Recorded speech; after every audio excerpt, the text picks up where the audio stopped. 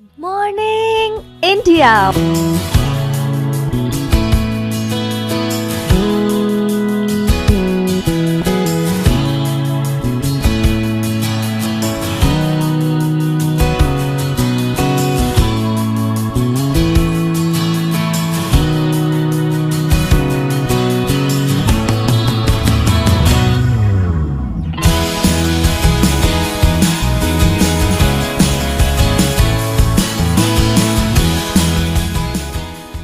Monday to Friday, back to back classes live from studio. आज ही subscribe करें WiFi study channel को। Hello, good morning.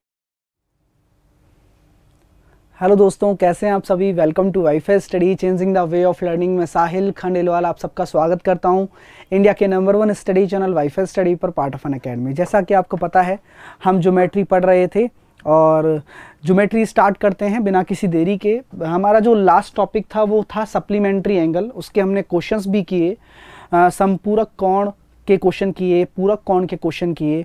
तो छोटा सा मैं एक रिवीजन के तौर पर आपसे पूछना चाहूँगा कि पूरक कोण क्या होते हैं, यानी कि कॉम्प्लीमेंट्री एंगल क्या होते हैं, आप मुझे बताइएगा।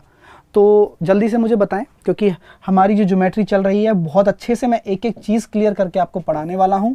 ये ज्योमेट्री का सेशन दूसरा है, ठीक है। कुछ शारीरिक दिक्कतों की वजह से मैं क्लास नहीं ले पाया था, कोई बात नहीं, लेकिन ये पार्ट 2 है और इसी तरीके से चलते रहेंगे। Type two type, step by step हम चीज़ों को अच्छे से पढ़ते रहेंगे, ठीक है। तो सभी स्टूडेंट जल्दी से जुड़ जाइएगा। चलिए अभी ज़्यादा परफेक्ट नहीं है, बॉडी थोड़ा रहता है, लेकिन अभी थोड़े दिन में सब ठीक हो जाएगा। कोशिश करते हैं, पढ़ते हैं अच्छा, उसके बाद देखते हैं। चलिएगा, तो सारी चीज़ें क्लियर करते हैं और साथ के साथ जो कॉम्प्लीमेंट्री एंगल क्या होता है, एक रिवीजन के तौर पर मैं आपको बता रहा हूँ। कॉम्प्लीमेंट्री एंगल क्या होते हैं? कॉम्प्लीमेंट्री एंगल वह एंगल होते हैं जिनमें केवल 2 कोण है ना। कोई भी जो पूरक कोण होंगे ना, केवल 2 कोण होंगे। पूरक कोण क्या होते हैं? एक दूसरे के पूरक होते हैं, यानी कि अगर ए और बी 2 पूरक कोण हैं तो उन कोणों का योग 90 डिग्री होना चाहिए।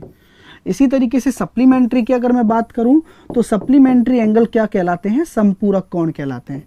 क्या कहलाते हैं? समपूरक कोण कहलाते हैं।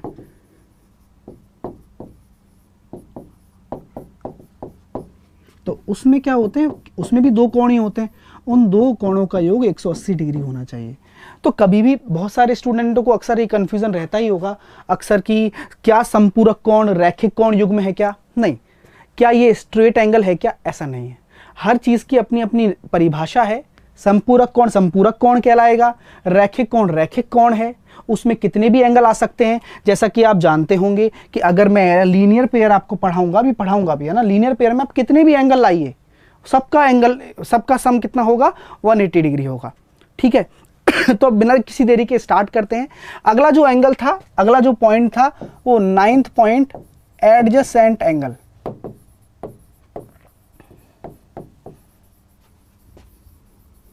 एडजेसेंट एंगल को कहते हैं आसन्न कोण या फिर संलग्न कोण भी इसको कहा जाता है। अब बहुत सारे बच्चों को बचपन से लेके आज तक जो ज्योमेट्री से काफ़ी दूरियां बनाकर रखते हैं, उनको यही दिक्कत हो जाती है कि सर हमें पता नहीं चलता कि एडजेसेंट एंगल क्या है, संलग्न कोण क्या होता है और इसके कैसे पहचाने कि कौन सा एंगल, कौन सा को एडजेसेंट एंगल है ना। तो यहाँ पर हम ये कह सकते हैं,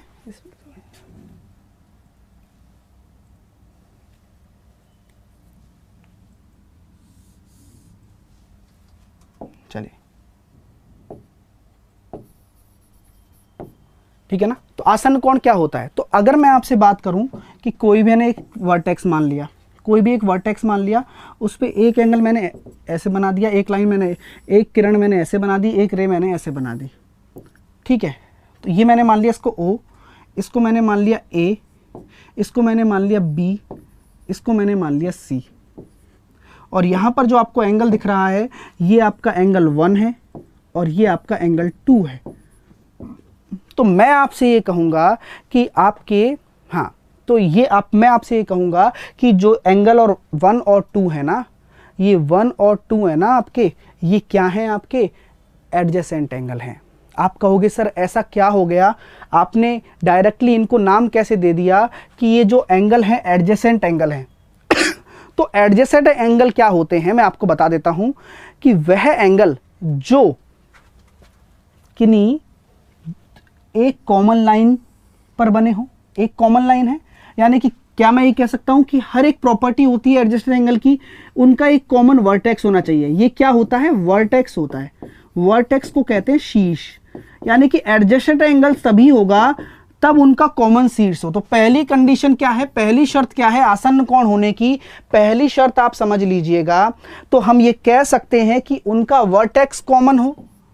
समझ लेना है ना, कोई दिक्कत आए तो पूछ लेना। वर्टेक्स क्या हो, कॉमन हो, यानी कि आपका जो शीर्ष हो ना वो उभयनिष्ठ हो, पहली बात। तो इसने पहली परीक्षा तो पास कर ली, ठीक है, शीर्ष उभयनिष्ठ होना चाहिए।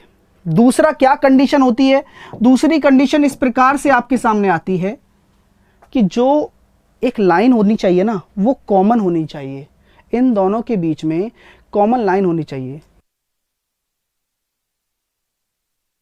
तो क्या होता है, कॉमन लाइन होनी चाहिए, यानी कि इनके बीच में क्या होनी चाहिए, एक उभयनिष्ठ रेखा होनी चाहिए। क्या होनी चाहिए, एक उभयनिष्ठ रेखा होनी चाहिए। शीर्ष उभयनिष्ठ होना चाहिए, एक उभयनिष्ठ रेखा होनी चाहिए, ठीक है। और तीसरी कंडीशन क्या है, तीसरी कंडीशन ये भी है, आप जरा ध्यान से देखेंगे और आसन्न कोण को तभी आप समझ पाओगे, बिल्कुल बेसिक से समझ पाओगे कि पहली कंडीशन कॉमन वर्टेक्स हो, कॉमन लाइन इनके बीच में हो। तीसरी कंडीशन क्या है कि कॉमन लाइन के दोनों ओर एंगल बने हों, तब जाके वो आसन्न कोण कहलाएंगे। मेरी बात समझ में आ रही है, मेरी बात क्लियर हो रही है सभी स्टूडेंट को, जल्दी से मुझे बता दें, क्योंकि तभी आप इंटरेस्टिंग चीज़ों को और इंटरेस्टिंग बना पाओगे। मैं यही कहना चाहता हूं कि आपका वर्टेक्स कॉमन हो, यानी कि शीर्ष आपका कॉमन हो। दूसरी कंडीशन आपकी एक कॉमन लाइन हो जो कि मेरे को दिख रही है। तीसरी कंडीशन उस कॉमन लाइन के दोनों तरफ एंगल होने चाहिए। तो तीनों कंडीशन अगर फुलफिल होंगी तभी वो कोण आसन्न कोण कहलाएगा। यानी कि कभी भी हम ये नहीं कर सकते कि भाई साहब मैंने ऐसे कोई कोण बना दिया, ये लीजिए, ये मैंने मान लिया O पॉइंट है, ये मैंने मान लिया C पॉइंट है, और ये लीजिए, तो मैंने इसको माना एंगल 1 और इसको मैंने माना एंगल 2, और मैंने पूछ लिया आपसे कि ये अगर B है, ये अगर A है, तो क्या एंगल COA और एंगल COB आपस में आसन्न कोण है क्या? आपस में आसन्न कोण है क्या? नहीं है, ठीक है। हाँ, तीसरा पॉइंट बोल तो दिया था ना मैंने, तीसरा पॉइंट वही है, आसन्न कोण नहीं है। क्यों नहीं है? बहुत सारी कंडीशन है। देखो सर, एक कॉमन लाइन बीच में है, लेकिन क्या वो एंगल बना रही है कि दोनों तरफ? नहीं बना रही ना, तो काम ही खत्म हो गया। तो ये आसन्न कोण नहीं होंगे, ठीक है। तो आसन्न कोण की सही परिभाषा आज आपने समझ ली होगी, उसको संलग्न कोण भी बोलते हैं।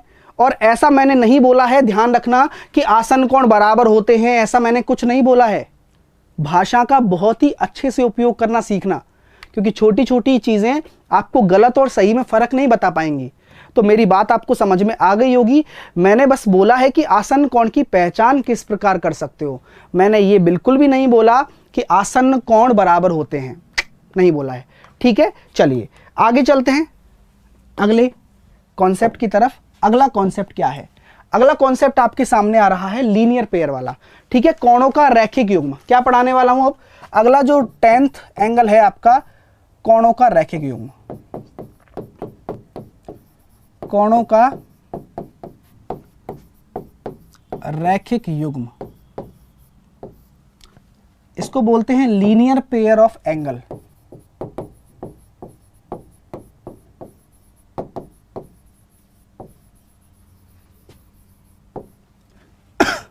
यानी कि अगर थर्ड पॉइंट लिख दो, लिखने की कुछ नहीं, मैं समझाता हूं। देखो, थर्ड पॉइंट कहता है कि एक कॉमन लाइन जो थी ना ये वाली, उसके दोनों तरफ होने चाहिए एंगल। ऐसा नहीं कि एक ही तरफ आ गए दोनों, तो आसन कोण नहीं कहलाएंगे। एक एंगल, जैसे ये एंगल 2 इस प्रकार है और ये एंगल 1 इस प्रकार है, इस तरीके से। ठीक है, क्वेश्चन अभी नहीं, क्वेश्चन पहले थ्योरी के बाद है ना। क्वेश्चन हालांकि बहुत सारे हैं मेरे पास, आप बेफिक्र रहिए। क्वेश्चन इतने हैं कि आपको नींद भी उड़ सकती है। ये क्वेश्चन ही क्वेश्चन है। ठीक है, तो क्वेश्चन तो काफ़ी हैं, लेकिन पढ़ोगे नहीं तो करोगे कैसे, है ना। तो समझदारी वाली बात किया करो। चलो, तो कोणों का रैखिक युग्म की बात कर रहा था, यानी कि अगर एक रेखा मैंने आपको दे दी, एक रेखा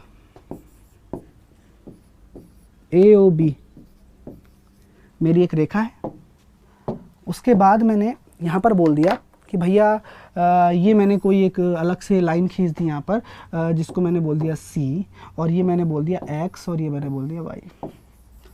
तो रैखिक कोण युग्म क्या कहता है कि किसी एक रेखा पर स्थित सभी कोणों का योग 180 डिग्री होगा हमेशा। हाँ, टेस्ट होगा आज, टेस्ट है आज, ठीक है ना, टेस्ट होगा। तो यहां पर मैं कह सकता हूं इस रेखा पर स्थित सभी कोणों का मान 180 डिग्री होगा। अब चाहे वो दो कोण क्यों ना हो, तो मैं कह सकता हूं x प्लस वाई 180 डिग्री होगा। लेकिन कंडीशन क्या है, जल्दी से बताओ। वो लाइन 180 डिग्री होनी चाहिए। समझ में आ रही है ना बात। और वो हमेशा 180 डिग्री होती है, कोई भी लाइन हो। अगर मैं इस लाइन को ऐसे भी खींच दूंगा ना, तो भी ये लाइन आपस में 180 डिग्री बना रही है ना। कर्व लाइन नहीं होनी चाहिए, स्ट्रेट लाइन होनी चाहिए। ये लाइन हो गई, ये भी 180 डिग्री है अपने आप में। अगर यहां पर मैं कोई पॉइंट रख दूं, ये पॉइंट मैंने यहां रख दिया, लो ये पॉइंट, अरे यार ये पॉइंट मैंने यहां रख दिया, तो इसके बिहाफ पर भी मैं बहुत सारे रैखिक कोण युग्म बना सकता हूं। मैंने बोल दिया ये 1 एंगल 2 एंगल 3 एंगल 4, तो यहां पर भी आप रैखिक कोण युग्म लगा सकते हो। तो वो क्या हो जाएगा, 1 2 3 4 का सम 180 डिग्री के बराबर हो जाएगा। क्यों हो जाएगा, क्योंकि लीनियर पेयर वाली प्रॉपर्टी लगी हुई है। ठीक है, लीनियर पेयर वाली प्रॉपर्टी लगी हुई है। समझ में आ गई बात सबको क्लियर हो गया। आगे चलें आपके लिए, चलिए अब अगला जो पॉइंट आता है वो कौन सा आता है, अपना 10वां 11वां चल रहा था ना। चलो अगला पॉइंट आपको बोल देता हूं मैं, vertically opposite angle. Vertically opposite angle, vertically opposite angle question भी मैं कराऊंगा आज, ठीक है ना। तो जल्दी से हम थ्योरी कंप्लीट कर लेते हैं लाइन्स एंड एंगल्स की, फिर क्वेश्चन करेंगे उसके। वर्टिकली अपोजिट एंगल को आपने बचपन में पढ़ा होगा, शीर्ष अभिमुख कोण, शीर्षाभिमुख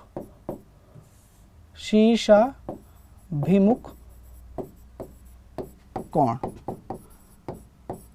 अब शीर्ष अभिमुख कोण को कैसे पहचाना जाएगा।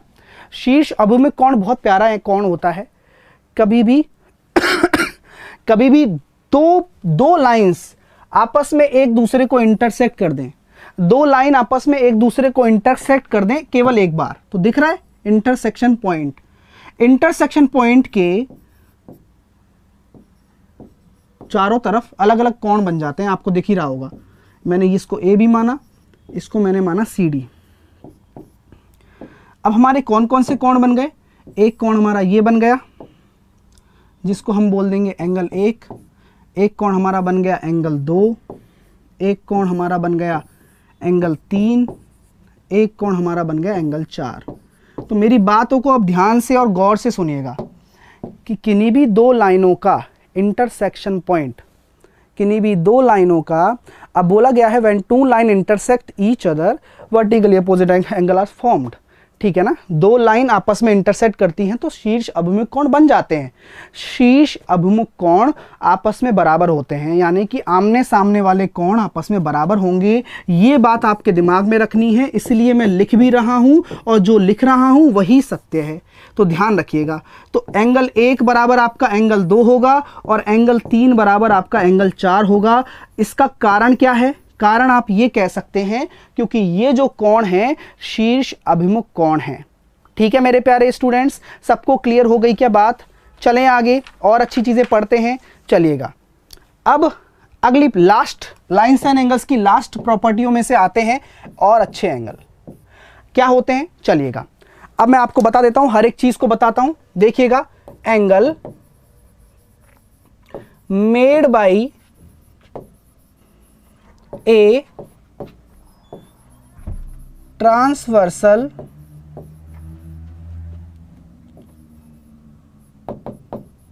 With two lines.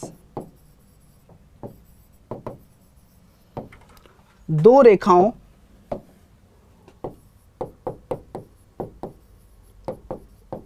रेखाओं के साथ तिर्यक रेखा द्वारा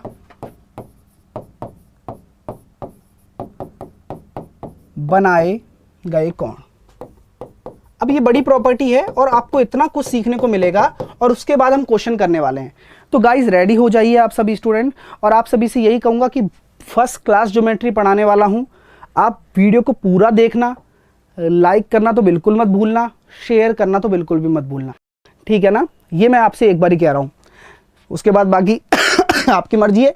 अब मैं इसको चीज़ को बहुत अच्छे से एक्सप्लेन करने वाला हूँ, ये बहुत काम की चीज़ बताने वाला हूँ, तो चलिएगा, ठीक है। चलिए तो आप चीज़ें देखते हैं। आपसे मैं ये कह दूं कि दो आपके सामने लाइंस मैंने खींच दी, दो लाइन है इस तरह से, ठीक है। थोड़ा और मैं उसको उस पे ले लेता हूँ नेक्स्ट स्लाइड पे, है ना, जिससे बड़ा बड़ा मैं आपको समझा पाऊँ। दो लाइन मैंने ये ली और एक ट्रांसवर्सल लाइन यानी कि तिर्यक रेखा काट दिया इसको, ठीक है। यानी कि कोई भी दो लाइन है, मैंने मान लिया इसको ए बी, मैंने मान लिया सी डी। तो ध्यान रखना इस बात को, आपका जो ए बी है वो सी डी के पैरेलल है, पहली कंडीशन। दूसरी कंडीशन आप ये बोल दीजिए कि एल आपकी क्या है, ये एक तिर्यक रेखा है। क्या है एल आपकी, क्या है, एक तिर्यक रेखा है। सब दिख रहा है ना, क्लियर। चलिए एल आपकी क्या है, एक तिर्यक रेखा है।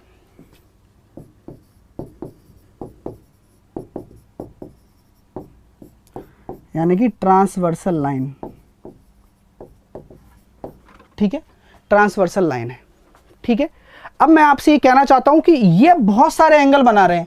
देखो ना, आप अपने आप पता लग जाएगा कि कितने सारे एंगल बन रहे हैं। देखो एंगल 1 नाम दे दिया, एंगल 2 नाम दे दिया, एंगल 3 नाम दे दिया, एंगल 4 नाम दे दिया, मैंने इसको दे दिया मैंने एंगल 5, इसको दे दिया एंगल 6, एंगल 7 और एंगल 8।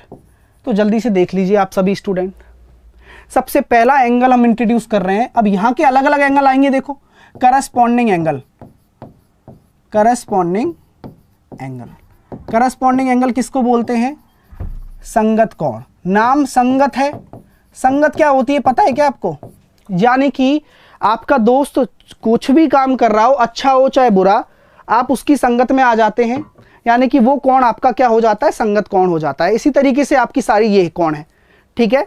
चलिएगा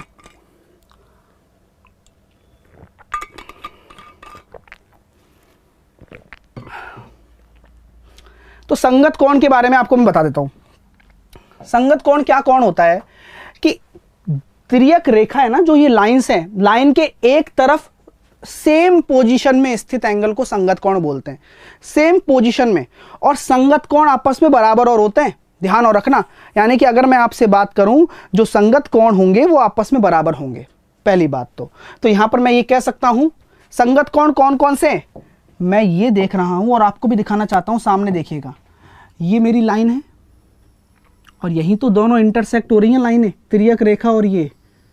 तो ये जो कोण्स बन रहे हैं सारे, 4 यहां बन गए और सेम 4 यहां बन गए, दिख रहे होंगे आपको।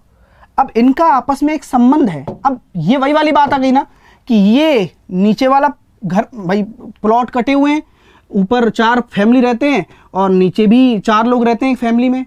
अब संगत क्या होगी, इस वाले रूम, सेम रूम बने होते हैं ना, आप देखते होंगे प्लॉट्स देखते होंगे, सेम रूम बने होते हैं।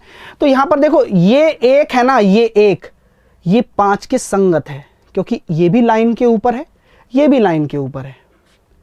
4 ये लाइन के ऊपर है तो 8 भी लाइन के ऊपर है। 3 लाइन के नीचे है, ये 7 भी लाइन के नीचे है। 2 लाइन के नीचे है तो 6 भी लाइन के नीचे है। तो संगत कोण क्या क्या है आप खुद लिख के बताएंगे मेरे को। तो क्या आप ये कह सकते हैं कि एंगल 1 बराबर आपका एंगल होगा किसके, 5 के, लाइन के ऊपर ऊपर। साथ के साथ एंगल 2 आपका बराबर होगा एंगल 6 के, आपका एंगल 4 बराबर होगा आपके एंगल 8 के, आपका एंगल 3 बराबर होगा आपके एंगल 7 के। क्यों होगा, क्या कारण है सर? संगत कौन है, समझ में आ गया होगा, वेरी गुड। यही कि यही मुझे एक चीज दिख गई, दूसरा पॉइंट निकल कर आया। क्या हम वर्टिकली अपोजिट एंगल निकाल सकते हैं क्या?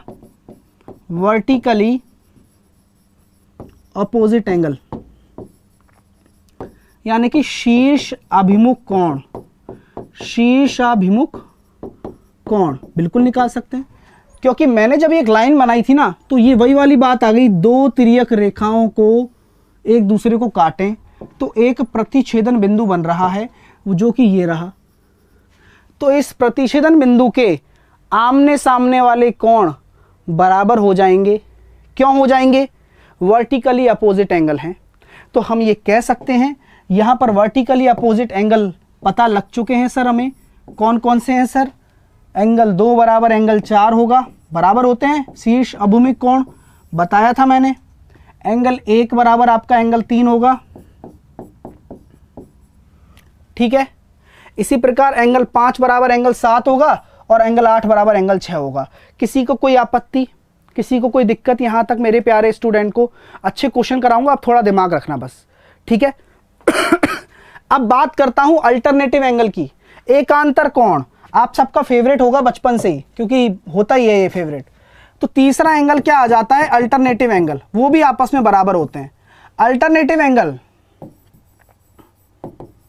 अल्टरनेटिव एंगल उसको क्या बोलते हैं? उसको बोलते हैं एकांतर कोण, वो भी आपस में बराबर होते हैं। सर कौन कौन से अल्टरनेटिव एंगल हैं ये देख लीजिए। तो हम ये कह सकते हैं जो एंगल जेड की फॉर्म बनाए, दिख रहा है जेड बना रहे हैं। कौन कौन से बना रहे हैं? ये अंदर वाले बना रहे हैं, 3 और 5, 3 और 5, 3 और 5। इसी तरीके से एक जेड ये भी बन रहा है, 2 और 8, 2 और 8। यानी कि अंदर अंदर वाले तो सारे कवर हो गए भाई साहब, ठीक है। अंदर अंदर मैंने 1 2 3 4 5 6 7 8, मैं इसको अलग से ले लेता हूँ ना, एक बार अच्छे से समझा पाऊंगा।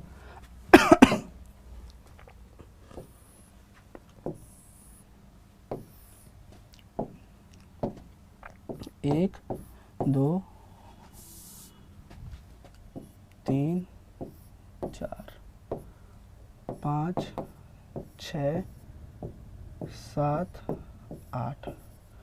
चलिए, तो मैं अल्टरनेटिव एंगल की बात कर रहा था।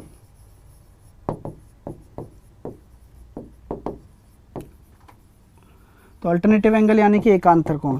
तो अब मेरी बात सुनना, एकांतर कोण भी 2 तरह के होते हैं, एक तो इंटरनली और एक्सटर्नली। यहाँ पर मैं आपसे ये कह सकता हूँ, ये कोण आपका बन रहा है, दिख रहा है जेड, जेड की टर्म बन रही है 3 और 5, ये आपस में बराबर होंगे। यानी कि एंगल 3 बराबर आपके एंगल 5 के होगा, ठीक है। ये वाला दिख रहा है आपको 2, आपका एंगल 8 के बराबर होगा। 2 आपका एंगल 8 के बराबर होगा।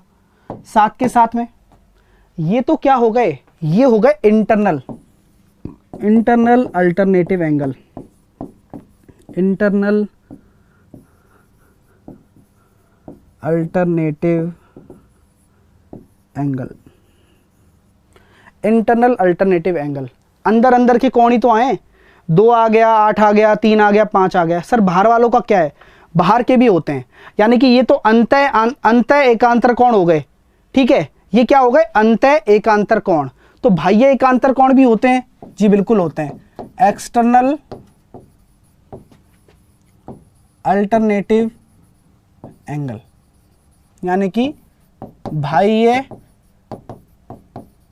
एकांतर कोण।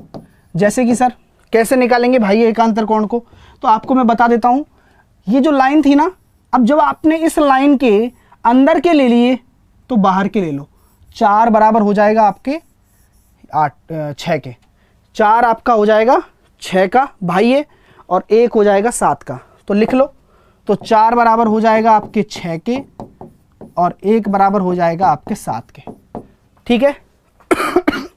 चलिए, तो सबसे बात चीज़ें क्लियर हैं। चलिएगा। ठीक है ना, सब चीज़ क्लियर हो रही है आपकी। चलिए, तो यहाँ तक सबको समझ में आ गया होगा और किसी को किसी प्रकार की कोई समस्या भी नहीं होगी। अब एक प्रॉपर्टी और बाकी है, उसे और कंप्लीट कर लेते हैं, फिर क्वेश्चन की तरफ चलते रहेंगे। चलिए, अब एक प्रॉपर्टी क्या होती है, एक चीज़ है जो आपको पता नहीं है, क्या कहते हैं, कंसेक्यूटिव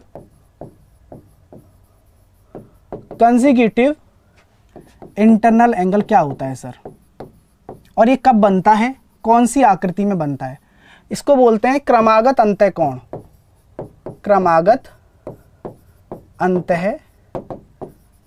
तो मेरे प्यारे दोस्तों, हर चीज़ का नाम होता है, पता है आपको, हमें कुछ चीज़ रटनी नहीं है, हर चीज़ का एक नाम होता है, उस नाम से हमारी, और है ही वो चीज़, सेम चीज़ है और आपको पता भी है।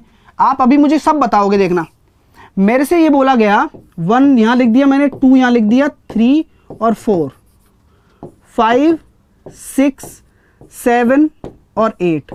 मैं आपसे पूछता हूँ, मुझे ये बताओ कि क्रमागत अंतःकोण कौन कौन से होते हैं, कोई बताएगा मेरे को, आप में से कोई बता दे प्लीज़, कोई भी बताए, क्रमागत अंतःकोण युग्म कौन है, पेयर बताओ कौन सा है। पहले तो बताओ क्रमागत अंतःकोण कौन से, और फिर पेयर बताओ, मजा आएगा, बताओ।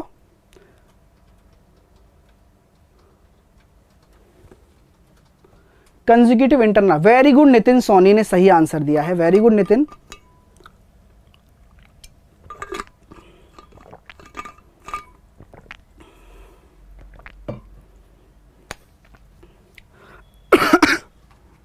एग्जैक्टली, यानी कि ऐसे अंतःकोण जो अंदर ही अंदर बन रहे हैं और लगातार बन रहे हैं, 2 और 5, 3 और 8। तो क्रमागत अंतःकोण युग्म का योग कितना होता है, 180 डिग्री होता है, ये ध्यान रखना, और जिंदगी में ये हमेशा ध्यान रखना, 2 पैरेलल लाइन के क्रमागत अंतःकोणों का योग हमेशा 180 डिग्री होगा, क्योंकि ये क्या है, क्रमागत अंतःकोण युग्म बन गया, पेयर बन गया, pair of consecutive internal angle, pair of consecutive internal angle, some is, बोलो। तो एक प्रॉपर्टी यहां से निकल कर आती है कि each consecutive internal angle pair is supplementary, ठीक है ना। क्रमागत अंतःकोणों का प्रत्येक युग्म संपूरक होता है, मैंने बोला है आपको लिखना है, ठीक है। और मैं लास्ट में जब पढ़ा दूंगा ना, तो मैं आपको नोट्स भी प्रोवाइड करवा दूंगा। वो नोट्स कहाँ से मिलेंगे आपको, मेरी टेलीग्राम से मिल जाएंगे। तो आपने अभी तक ज्वाइन नहीं किया है ना किसी भी स्टूडेंट ने, तो ज्वाइन करते रहा करो, क्योंकि वहाँ अपडेट मैं देता रहता हूँ आपको। तो वो टेलीग्राम ग्रुप है मैथ्स बाय साहिल सर, ठीक है ना। तो वहाँ अभी तक जिसने ज्वाइन नहीं किया वो ज्वाइन कर सकते हो, ठीक है। चलिए, अब यहाँ तक आपको समझ में आ गया। तो क्या मैं ये कह सकता हूँ 3 और 8 का योग भी आपका कितना हो जाएगा, एंगल 3 और एंगल 8, ये भी 180 डिग्री हो जाएगा। किसी को कोई दिक्कत, एंगल 3 और एंगल 8 क्यों हो जाएगा, मैंने आपसे पूछ लिया। अब आपके पास रीजन है बोलने का, क्योंकि सर यह क्या है, कंसेक्यूटिव इंटरनल एंगल पेयर हैं, और हमने सीखा है कि प्रत्येक आंतरिक क्रमागत कोणों का योग संपूरक होता है, ठीक है, सप्लीमेंट्री होता है, ठीक है। चलिएगा, क्लियर हो गया, समझ में आ गया, क्लियर हो गया मेरे प्यारे स्टूडेंट्स। चलिए, अब ये आया कैसे, सबसे पहला प्रश्न आप लोगों का बन जाता है, सर ऐसे कैसे याद कर लें, कुछ बताइए क्या कारण है इसके पीछे। तो कारण देख लीजिए, आपसे मैं ये कह सकता हूं क्या मेरे प्यारे स्टूडेंट, आप है ना जब सारी चीजें पढ़ लेते हो ना, तो आप 2 सेकंड में प्रूफ कर सकते हो। आओ प्रूफ देख लेते हैं थोड़ा सा। मैं आपसे कहता हूं कि ये 5 है और ये 2 है, इन दोनों का सम ही तो दे रखा है 180। मैं आपसे कहता हूं क्या एंगल 1 एंगल 5 के बराबर नहीं होगा क्या, बोलो, क्या एंगल 1 आपका एंगल 5 के बराबर नहीं होगा क्या। आप हाँ या ना में जवाब दो, बोलो होगा सर। मैं पूछूंगा भाई क्यों होगा, कारण है आपके पास, बिल्कुल है सर, संगत कोण है, ठीक है, यानी कि ये एंगल 5 है इसका मतलब, बोले हाँ ठीक है। तो क्या हम ये कह सकते हैं किसी एक लाइन पर लीनियर पेयर लग गया, 2 कोण है तो उन दोनों कोणों का योग 180 हो गया। जी हाँ, तो प्रॉपर्टी जो पढ़ चुके होते हो ना वो सब जगह काम आती है, ठीक है मेरे प्यारे स्टूडेंट। चलिए, तो अब लास्ट और फाइनल प्रॉपर्टी, देन उसके बाद हम क्वेश्चन करेंगे खूब सारा। चलिएगा, चलिए अब चलते हैं प्रॉपर्टी की तरफ। लास्ट प्रॉपर्टी क्या है? बहुत अच्छी प्रॉपर्टी है। बोला गया है if two transversal line intersect three parallel line, यदि तीन समांतर रेखाओं, यदि तीन समांतर रेखाएं को दो तिर्यक रेखा प्रतिच्छेदित करें,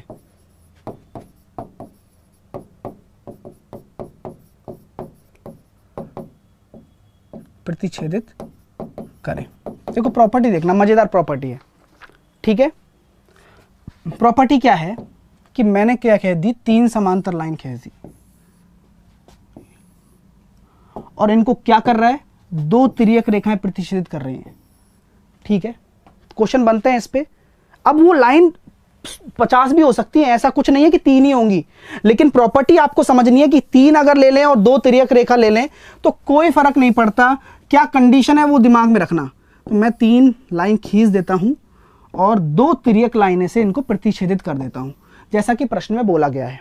तो क्या मैं ये कह सकता हूं, ये ए बी है, ये सी डी है, ये ई एफ है, तो आपस में पैरेलल हैं, क्योंकि क्वेश्चन में मतलब प्रॉपर्टी में बोला गया है ए बी पैरेलल है सी डी के और सी डी पैरेलल है ई एफ के, तो आपस में ये तीनों पैरेलल हैं। ठीक है, आपस में तीनों पैरेलल हैं, तो क्या होगा, इनका रेशो बराबर होगा। रेशो कैसे, आप ये देख लीजिए। अगर मैं बात करता हूं AC का, तो AC का जो अनुपात है, अगर मैं EC से बात करता हूं तो समान रूप से BD का जो अनुपात होगा वो बराबर होगा DF के। तो क्या आप मुझसे कह सकते हो कि सर ऐसे तो फिर हम ये भी कह सकते हैं कि जो AC का अनुपात है तो इस पूरी भुजा के साथ में ले लूं, यानी कि AE के साथ में, तो वो भी बराबर हो जाएगा। केवल ऊपर वाले लिया है ना मैंने इसमें AC, तो इसमें BD ले लो इसकी पूरी भुजा के साथ में। बिल्कुल सही है, तो ये प्रॉपर्टी नोट कर लेना। ठीक है, तो क्या हम ये भी कह सकते हैं सर, क्या भाई और क्या कहना चाहते हो कि सर नीचे वाले का ले लेता हूं पूरी भुजा के साथ में, यानी कि CE का AE के साथ में जो अनुपात है वो भी बराबर होगा फिर तो सर DF का इसके सापेक्ष में। बिल्कुल सही है। ठीक है, तो ये कंडीशन हो गई खत्म आपकी। क्वेश्चन स्टार्ट करता हूं, चलिए पहला क्वेश्चन लिखते हैं और आप देना जवाब और मजा आएगा फिर आपको। चलिए स्टार्ट करें, चलो स्टार्ट करते हैं चीजों को। तो क्वेश्चन लिखो, हर एक बेसिक से है ना, हर एक चीज जो अभी तक पढ़ी है सबका रिवीजन हो रहा है क्वेश्चन के माध्यम से। मैंने यहां डाला A, O और B, ये एंगल है मेरा C, ये Y डिग्री है, ये X डिग्री है, और आपसे बोला गया है AOC और BOC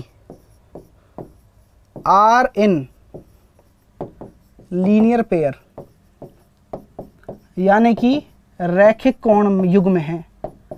ठीक है, यह रैखिक कोण युग्म है। ठीक है, बोला गया है, आपसे बोला गया है x degree minus y degree बराबर अगर 80 डिग्री है तो x और y का मान निकालो। पहली छोटी चीज, फिर ऊपर से बड़ा।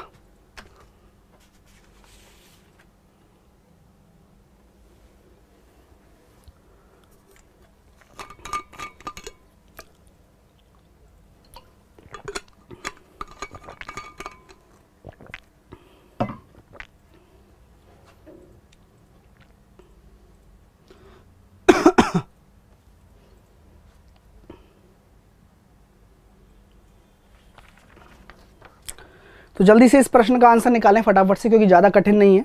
पहला ही प्रश्न था। तो हमसे बोला जाता है भैया x प्लस वाई अगर हैं भी तो हमें क्या लेना था, इनका योग 180 होगा और उनका अंतर दे रखा है 80। तो अगर मुझे x निकालना हो तो क्या करूंगा, 180 प्लस 80 बटे 2 कितना हो जाएगा, 130। तो ये तो आ जाएगा आपका x और बचा कुचा क्या हो जाएगा, 50 हो जाएगा y। तो आप इनको सॉल्व करके निकाल सकते हो, 2 इक्वेशन 2 वेरिएबल। ज़्यादा समय वेस्ट नहीं करेंगे, 2 समीकरण सॉल्व करनी है, क्योंकि अगर लीनियर पेयर बोला ही गया है तो और क्या सॉल्व करके भी दे देगा क्या वो। तो x प्लस वाई बराबर अगर 180 है, x माइनस वाई बराबर आपका 80 होगा। तो इसको सॉल्व कर लेना, x और y की वैल्यू आ जाएगी। नाव और धारा की तरह भी सॉल्व कर सकते हो, वही कॉन्सेप्ट लगता है। ठीक है, अगला प्रश्न करके बताना है ना।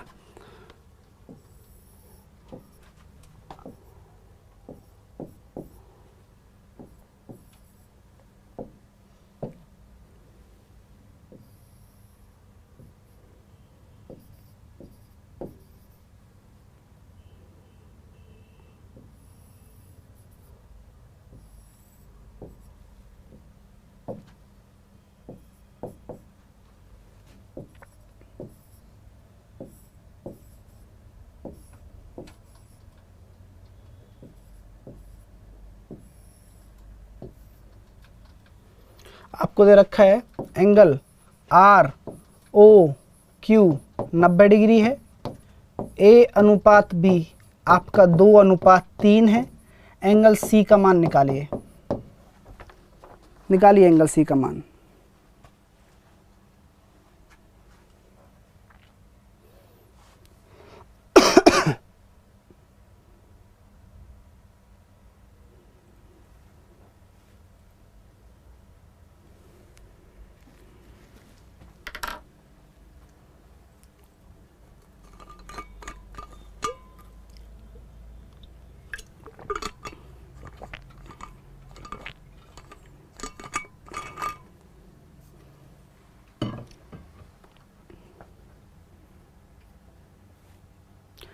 चलिए कैसे कर सकते थे, बहुत ही अच्छा प्रश्न है। अगर थोड़ा दिमाग चलता है, ये 90 है तो ये पूरा भी 90 होगा, ऑब्वियस सी बात है भाई, ये लाइन स्ट्रेट लाइन है ना, तो ये भी 90 होगा पूरा।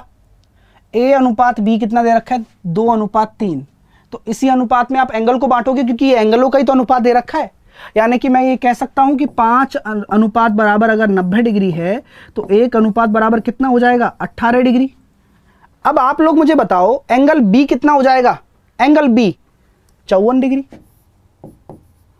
हो जाएगा ना। 54 डिग्री भाई, 3 रेशो है ना, 1 रेशो बराबर 18 है, तो एंगल बी कितना है, 3 अनुपात है, तो 54 हो गया। अब मुझे क्या निकालना है, एंगल सी निकालना है। तो मेरे दिमाग में वही चीज चली, लीनियर पेयर। मैंने क्या कहा था कि ये अपने आप में एक स्ट्रेट लाइन है और इस पर केवल 2 ही एंगल तो बन रहे हैं, एक तो एंगल बी बन रहा है और एक एंगल सी बन रहा है। एंगल बी का मान मैंने 54 डिग्री निकाल ही दिया है, तो अब मुझे टेंशन किस बात की, ये हो जाएगा मेरा 126 डिग्री। क्यों, 180 में से घटा दूंगा ना, है ना, 180 में से घटा दूंगा तो 126 डिग्री मेरा आंसर हो जाएगा। क्लियर हो रहा है, सबका आ रहा है आंसर। चलिए अगला प्रश्न।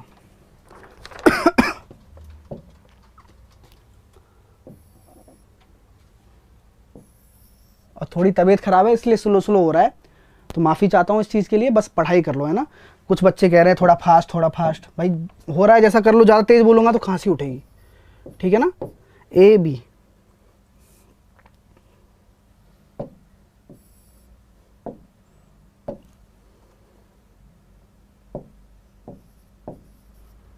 सी डी, ठीक है। ये बोल रखा है भैया एंगल 2C, एक लाइन यहाँ खींच दी, ये लाइन O, ये पॉइंट O है बीच वाला इंटरसेक्शन पॉइंट। ये आपका एंगल A मैंने मान लिया, ये आपका एंगल मैंने B मान लिया।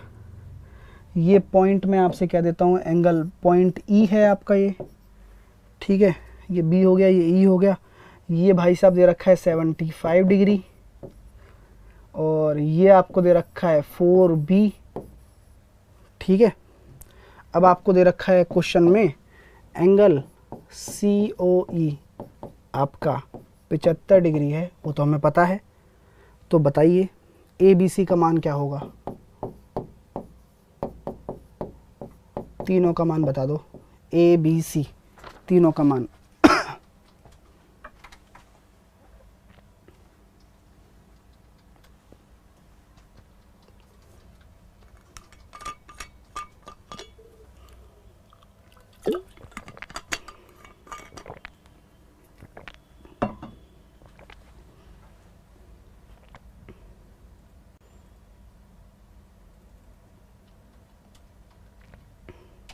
करो क्वेश्चन को।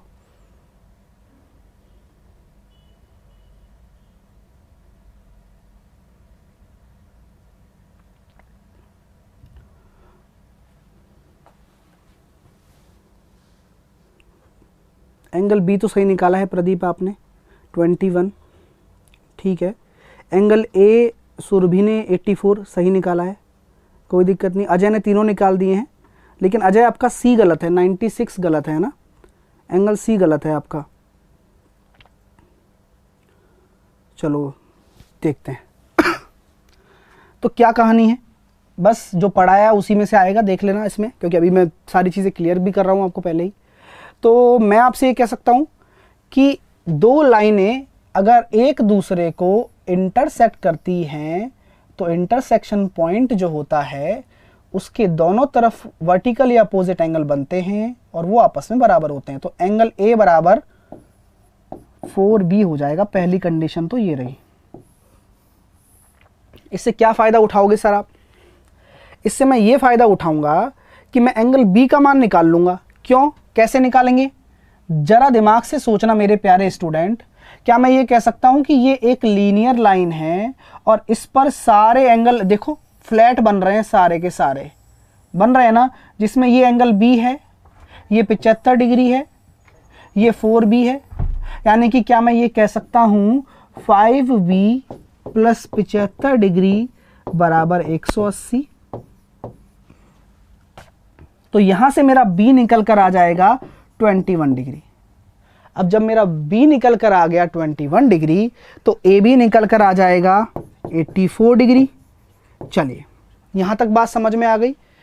21 निकल कर आ गया, 84 निकल कर आ गया। अब बात आती है C की, तो निकाल सकते हो ना अब तो, क्योंकि हम जानते हैं ये 84 है प्लस 2C बराबर 180 होना चाहिए।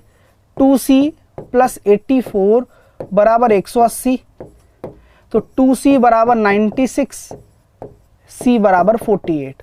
तो C का वैल्यू भी आ गया। तो आपका आंसर क्या आ जाएगा भैया? A बराबर तो आया 84, B बराबर आ गया 21 और C बराबर आ गया 48।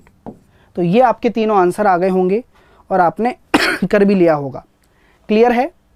चलिए समझ में आ रहा होगा। अगला प्रश्न आपके लिए है, अगला प्रश्न करिएगा। हाँ पढ़ाई कर लो, है ना, सभी के आंसर भी आ रहे हैं। चलिए स्टार्ट करते हैं। अगला क्वेश्चन आपके लिए ये रहा।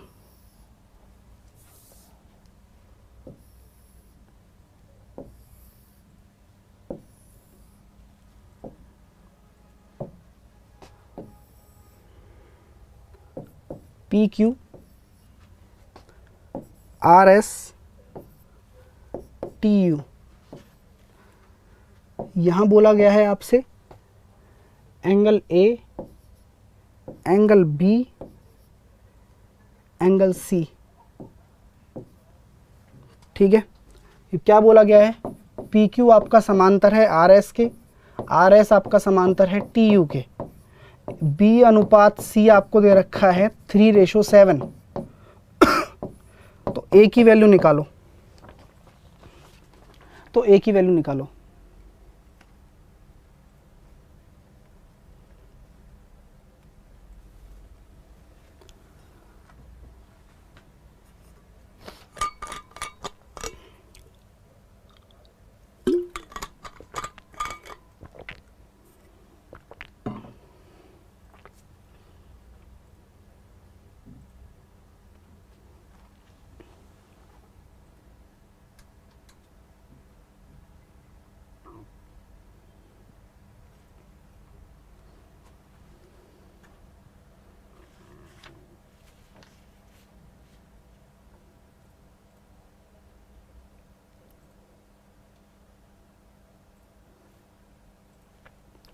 चलिए आंसर भी आ रहे हैं, देखते हैं कितने स्टूडेंट के सही आते हैं। मेरे प्यारे विद्यार्थियों, आप सभी से एक एक चीज़ पूछूंगा और आपको पता भी होनी चाहिए, ठीक है। क्या मैं ये कह सकता हूँ कि एंगल ए आपका एंगल सी के बराबर होगा? बोलो भाई, बोलो जल्दी से, पहले बताओ, क्या मैं कह सकता हूँ? बता दो फटाफट से। एंगल ए आपका एंगल सी के बराबर होगा, क्या मैं कह सकता हूँ? आप कह सकते हो जी हाँ। क्यों? क्योंकि मैं जानता हूँ ये एकांतर कोण हो रहा है। भाई आपस में पहले, लेकिन वही वाली बात आ गई ना, प्रॉपर्टी तो सेम है, यानी कि एंगल ए बराबर आपका क्या है? एंगल सी है। क्यों है? अल्टरनेटिव एंगल की वजह से। चलिए फिर क्या बोला गया है, अब बात ही खत्म हो जाती है। जब मैं ये कह रहा हूं कि B अनुपात C आपका 3:7 है, तो हम ये भी कह सकते हैं ना कि वो B अनुपात C ना होकर B अनुपात A है, जो कि 3:7 है। और इन दोनों का योग क्या होता है? A और B क्या है? बोलो, नाम से बोलो, है ना। A और B क्या है? A और B आपका क्या है? कंजुगेटिव इंटरनल एंगल पेयर है, जिसका सम क्या होता है? सप्लीमेंट्री एंगल के बराबर होता है। यानी कि A प्लस बी आपका 180 डिग्री होगा, यानी कि 10 रेशो बराबर आपका, अगर 180 डिग्री है तो 1 रेशो बराबर 18 डिग्री हो गया। आपसे क्या पूछा गया? A। तो A रेशो कितना है? A रेशो है आपका 7, तो आपका आंसर कितना आ जाएगा? 18 × 7, जो कि 126 डिग्री आएगा। कितना आएगा? 126 डिग्री आपका आंसर हो जाएगा। बहुत ही अच्छा क्वेश्चन था, उम्मीद करता हूँ आपने समझ लिया होगा। क्लियर है? चलिए अगला और लास्ट क्वेश्चन दे रहा हूँ बस, ठीक है ना, फिर उसके बाद होमवर्क दूंगा। होमवर्क करके लाओगे ना, प्रॉमिस करो मेरे से। चलिए होमवर्क करके लाना, ठीक है।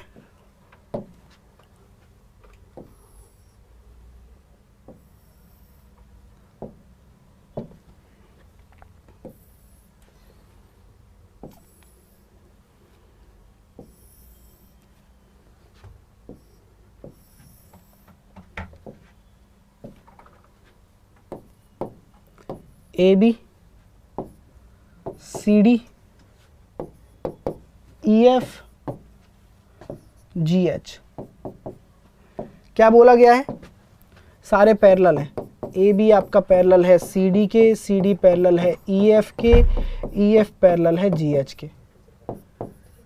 BH बराबर आपको दे रखा है 300 सेंटीमीटर। BD आपको निकालना है, ठीक है। BD आपको निकालना है। ये दे रखा है आपको 40 सेंटीमीटर, ये दे रखा है 60 सेंटीमीटर, और ये दे रखा है 50 सेंटीमीटर। निकाल के बताओ अभी, तुरंत निकाल के बताओ।